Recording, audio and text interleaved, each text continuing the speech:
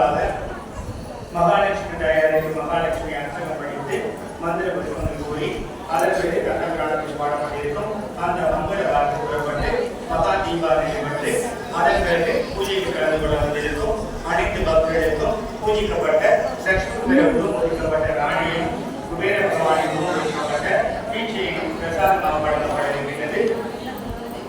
குபேர பகவானை பற்றிய சிறைக்குழுவு குபேர பகவான் நவநிதிகளுக்கு அதிபதி அணிந்தார். நவநிதிகள் என்றால் 9 வகை அணிகள்: சங்கநிதி, பருமநிதி, காமதேனு, கர்ப்பவருஷம், நந்தநிதி, குருநிதி, மச்சநிதி, நீலநிதி என்று சொல்லப்படக்கூடிய 9 வகை அணிகளுக்கு குபேர பகவான் அதிபதி அணிந்தார். சங்கநிதி, பருமநிதி என்பது தேவர்கள் காலத்து பணத்தை குறிக்கும் குறியீடாகும். நமக்கெல்லாம் இந்த காலத்தில் பணம் எப்படி ரூபாய், டாலர், பவுண்ட், ரியால் என்று அழைக்கின்றோமோ அதே போன்று தேவர்கள் காலத்து பணத்தை குறிக்கும் குறியீடு சங்கநிதி மற்றும் பருமநிதியாகும்.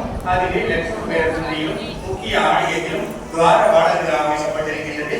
மச்சநிதி என்பது மீனையும் மைசத்தையும் குறிக்கும் குறியீடாகும். ஆதலால் தான் ஒருவர் யோகக்காரர் என்பவரை நாம் அச்சக்காரர் என்று அழைக்கின்றோம். அநேக பக்தர்கள் தங்கள் கருத்துக்களில் மீன் சின்னம் பொறுத்த நாளை அடைந்திருப்பதை நாம் காணலாம். குபேர பகவானின் லக்னமும் மீன லக்னமாகும். கச்சபநிதி என்பது ஆவியை குறிக்கும் மற்றும் மச்சநிதி என்பது மீனையும் மைசத்தையும் குறிக்கும் குறியீடாகும். நந்தநிதி, மூதநிதி என்பது கிருஷ்ணன் சம்பந்தப்பட்ட பொருளை குறிக்கும். நீலநிதி என்பது கடல் சார்ந்த பொருளை குறிக்கும். குபேர பகவான் தவறைக்கு எப்பொழுதும் கீழே உள்ளதை காட்சி தருவார். இந்த நைதீகம் செல்வம் இருக்கும் இடத்தில் எழுதி நோய் என்றையும் பாம்பின் விஷத்தையை குறிக்கும் சக்தி கொண்டது கீழ்ப்புள்ளியாகும். ஆதலால் குபேர பகவான் தம் அருகில் எப்பொழுதும் கீழ்ப்புள்ளியை காட்சி தருகின்றார். நாம் குபேர பகவானின் தரிசனத்தை வருவதமும் ஸ்ரீ லட்சுமி பேரனுக்கு பூஜை செய்து கொள்வதமும் நமக்கு நோயற்ற செல்வம் கிடைக்கும் என்பது அதிகமாகும். லட்சுமி பேரனையும் படிப்பிடத்தில் கீழ்ப்புள்ளியை அமைக்கப்பட்டிருக்கின்றது. தற்பொழுது மலர் அமைக்கப்பட்டிருக்கும் அந்த மலர்கொடையை குருக்கள் முன்பாக பாவனையாக நீக்குவார்கள்.